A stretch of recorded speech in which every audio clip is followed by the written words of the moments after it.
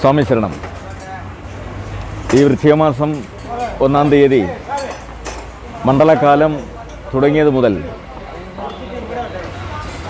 മകരവിളക്ക് ഉത്സവം നടക്കുന്ന വരുന്ന 14-ാം തീയതി വരെ ഇവിടെ നടന്നു വരുന്നതാണ്. എന്നാൽ ഈ വർഷം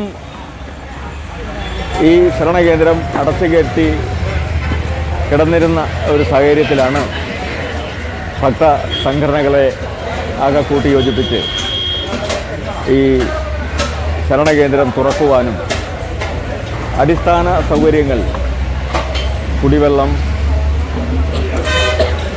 ആളുകൾക്ക് കുളിക്കാനുള്ള സൗകര്യം, ഉരിവയ്ക്കാനുള്ള സൗകര്യം, ഭജന പാടാനുള്ള സൗകര്യം, അങ്ങനെ എല്ലാ തരത്തിലും ഇത് നന്നായി നടത്താൻ കഴിഞ്ഞു. എല്ലാ ദിവസവും നമ്മൾ തുടർച്ചയായി ഭക്ഷണം കൊടുക്കാൻ കഴിയും എന്ന് വിചാരിച്ചതല്ല.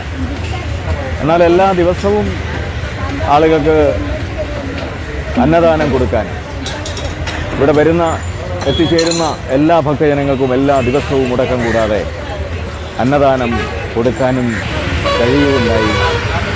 ഇത് തുടർച്ചയായി നടന്നു പോകേണ്ട ഒരു കാര്യമാണ്. പക്ഷേ ഇവിടെ നിർമ്മാണ പ്രവർത്തനങ്ങൾ നടന്നു വരികയാണ്. ഒരു ഷോപ്പിംഗ് കോംപ്ലക്സിൻ്റെ വലിയ ഒരു ബിൽഡിങ് ഉയർന്നു വരികയാണ്. അപ്പോൾ ഇത് പൊളിച്ച് ഇതിലൂടെ റോഡ് വരുന്ന ഒരു സാഹചര്യമൊക്കെ ഉണ്ടാവുന്നുണ്ട്. അതുകൊണ്ട് വരും വർഷങ്ങളിൽ അയ്യപ്പന്മാർക്ക് എങ്ങനെ ശരണകേന്ദ്രം പ്രയോജനപ്പെടുത്താൻ കഴിയും എന്നത് ഒരു പ്രശ്നമാണ്, വിഷയമാണ്. എന്നാൽ ഈ കെട്ടിടത്തിന് പിന്നിലായി പഞ്ചായത്തിന് തന്നെ ഉടമസ്ഥതയിലുള്ള സ്ഥലത്ത് ഒരു പുതിയ കെട്ടിട സമുച്ചയം പണിത് വരുന്ന അയ്യപ്പന്മാർക്കും ഭക്തജനങ്ങൾക്കും തീർത്ഥാടകർക്കുമെല്ലാം ഉപയോഗിക്കാൻ കഴിയുന്ന തരത്തിൽ ഒരു കോംപ്ലക്സ് പണിയണമെന്നും അതിന് മുകളിലായി ആളുകൾക്ക് ഒരു ദിവസമെങ്കിലും കിടക്കാനും ഭജന പാടാനും വിരിവയ്ക്കാനും ഒക്കെ കഴിയുന്ന ഒരു സാഹചര്യം ഉണ്ടാവണമെന്നും താഴെ വാഹനങ്ങൾ പാർക്ക് ചെയ്യാനും ആളുകൾക്ക് ഭക്ഷണം പാചകം ചെയ്യാനും ഒക്കെ കഴിയുന്ന തരത്തിലൊരു സംവിധാനം ഉണ്ടാവേണ്ടതാണ്. അതിന് പുതിയ ത്രിതല പഞ്ചായത്തിൻ്റെ മാറി വരുന്ന ഭരണസമിതി നേതൃത്വം കൊടുത്ത് അങ്ങനെയൊരു കാര്യം ഉണ്ടാവണം എന്നാണ് ഈ അവസരത്തിൽ എനിക്ക് അഭ്യർത്ഥിക്കാനുള്ളത്.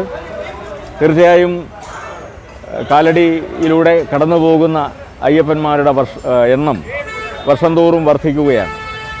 ശങ്കര ജന്മഭൂമി ക്ഷേത്രവും ശ്രീകൃഷ്ണസ്വാമി ക്ഷേത്രവും ആദിശങ്കര കീർത്തിസ്തംഭവും ഒക്കെ കണ്ട് മുതലക്കടവിൽ കുളിച്ച് ഒക്കെ പോകാൻ അയ്യപ്പന്മാർക്ക് ആഗ്രഹമുള്ളതാണ്. പക്ഷെ അതിന് പറ്റുന്ന ഒരു സാഹചര്യം ഒരുക്കി കൊടുക്കേണ്ടത് കാലടിയിലെ ഗ്രാമപഞ്ചായത്തിൻ്റെയും ഇവിടുത്തെ ഭക്ത സംഘടനകളുടെയും സമൂഹത്തിൻ്റെ ആകെ, നമുക്കറിയാം ശബരിമല ജാതി മത വർണ്ണ രാഷ്ട്രീയ വിഭാഗീയതകൾക്ക് അതീതമായി പ്രവർത്തിക്കുന്ന ആളുകൾ ആരെ ചെന്നാലും എവിടെ ചെന്നാലും ശബരിമലയിൽ ചെന്ന് കഴിഞ്ഞാൽ എല്ലാവരും അയ്യപ്പന്മാരാണ്. എല്ലാവരെയും സ്വാമി എന്ന് വിളിച്ച് വേറൊരിടത്തും ഗുരുവായൂരിൽ ചെന്നാൽ പോലും അവിടെ ഗുരുവായൂരപ്പനും ഭക്തനും വേറെയാണ്. ഭക്തൻ ഗുരുവായൂരപ്പനെ സമർപ്പിക്കുകയാണ്. മറിച്ച് ശബരിമലയിൽ എല്ലാം ഭക്തന്മാരാണ്. എല്ലാ ഭക്തന്മാരും അയ്യപ്പന്മാരാണ്. ഈശ്വരൻ്റെ ചൈതന്യം കുടികൊള്ളുന്ന അയ്യപ്പസ്വാമിയാണ് എല്ലാവരും. അങ്ങനെ ഈശ്വരനും ഭക്തനും രണ്ടല്ല ഒന്നാണ് എന്ന് തെളിയിച്ചു കൊടുക്കുന്ന അയ്യപ്പസ്വാമിയുടെ അടുത്തേക്ക് പോകുന്ന ആളുകൾക്ക് എല്ലാ തരത്തിലുമുള്ള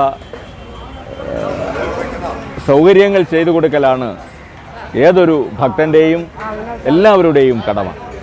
അത് നിർവഹിക്കാനുള്ള പരിശ്രമമാണ് നമുക്ക് നടത്തേണ്ടതുണ്ട്, ശബരിശ്രമം നടത്തേണ്ടതുണ്ട്. അതിനെല്ലാവരുടെയും പിന്തുണയും സഹകരണവും ആവശ്യമാണ്.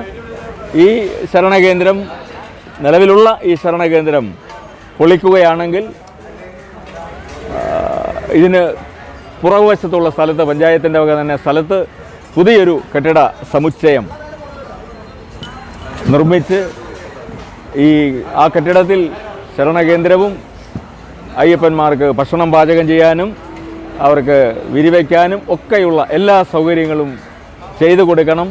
അതിന് എല്ലാവരുടെയും ഭാഗത്തു നിന്ന് എല്ലാ പിന്തുണയും സഹകരണവും എന്നും ഉണ്ടാവണം.